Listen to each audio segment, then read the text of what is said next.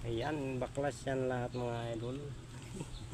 Magpapalit tayo ng gulong.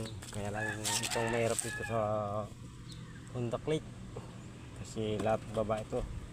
Pag binaklas, pag magpapalit ka ng gulong, kailangan mong kalasin yan lahat.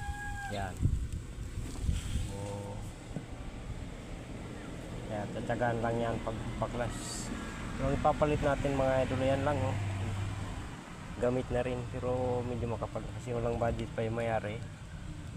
So mayroon pa siyang lumayon muna yung pansamantagal na tinatawag.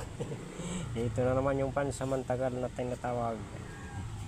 So yan yung mga gamit natin guys. Ito yung pangbaklas natin para medyo mga matigas siya. Okay na.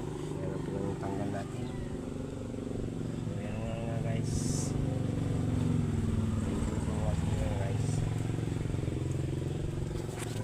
Yan, natapos na.